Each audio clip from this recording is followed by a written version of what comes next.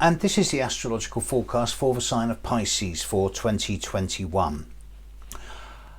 For the majority of you folks, it's actually going to be quite a positive year. There's a couple of minor groups of you of 2 or 3 days each where things might get a little bit crazy, but for 85% of you, it's not going to be too bad a year. So let's have a look at the specifics first of all. So let's start with the once every year annual Pisces new moon, which is going to be happening on the 13th of March. So those of you born around the 13th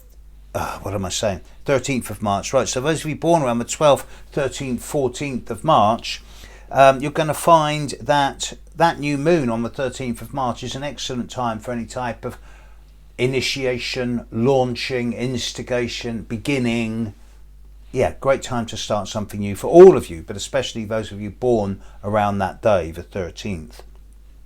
The once every year Pisces full moon will be on the 20th of September, depending on your location in the world. For some of you, it will be on the 21st. That's not a bad full moon. Should be working well for almost all of you. It's not spectacular. Mercury will move into your sign on the 15th of March, and it will leave your sign on the 4th of April.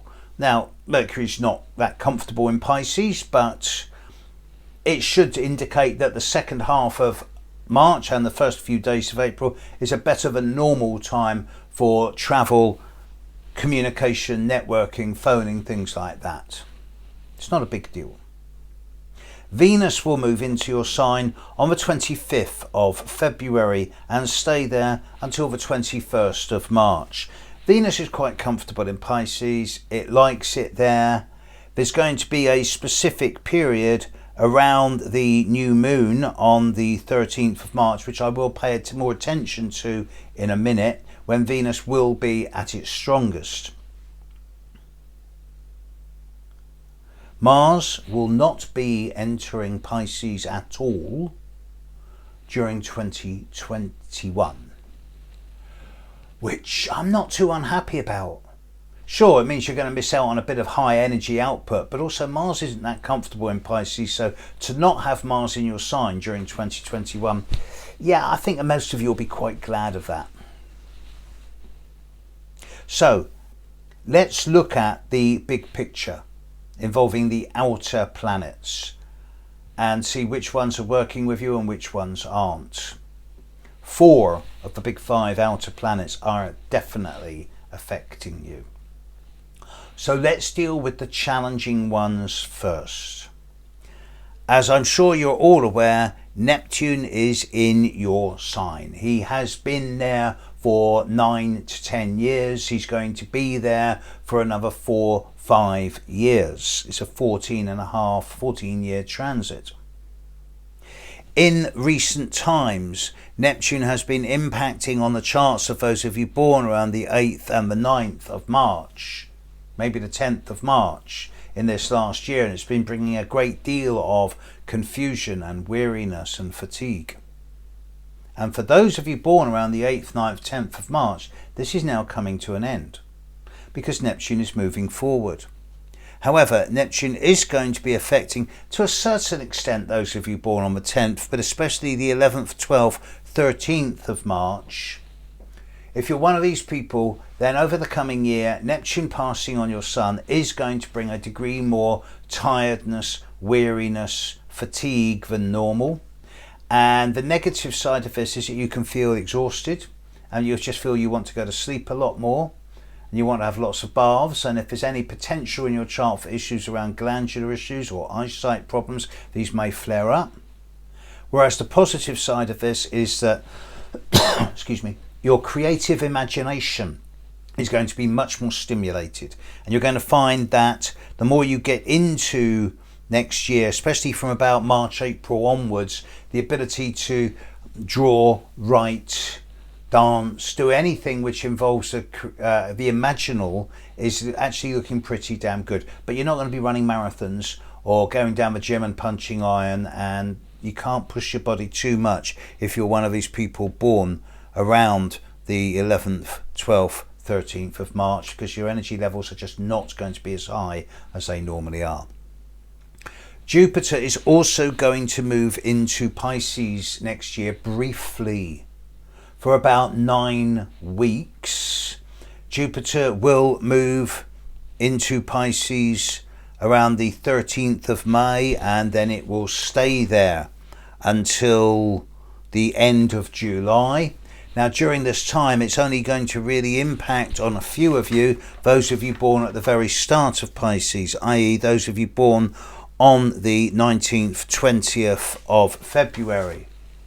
But if you're one of these people born in the first 2 or 3 days of February, first 2 or 3 days of Pisces, then that period of early mid-May through to late July can get a little bit out of control. It can be over the top, larger than life. There can be hype and spin. Things can get blown out of all proportion. So be aware of this and keep things in perspective if you're an early Piscean.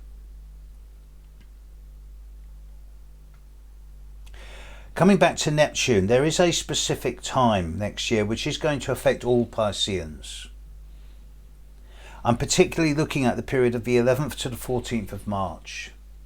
At this time, it will be the Pisces new moon, and the Sun and the Moon and Venus will all be in the same position in the sky, conjuncting Neptune.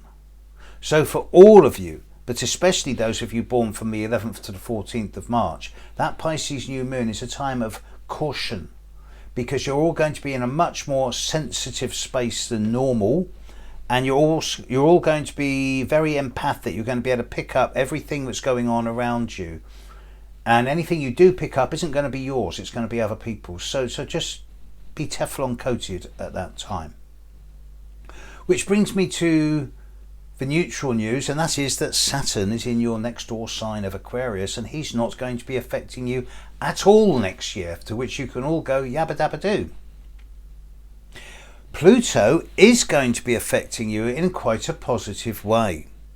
Pluto next year is going to be smiling on you, especially on those of you born around the 14th, 15th, 16th of, actually 15th, 16th, 17th of March. If you're one of these people, 14th to 17th of March, then next year is a year where there's going to be windows of opportunity opening up around you for much greater degree of psychological depth, health and wealth, self-confidence, self-belief, resilience, inner strength.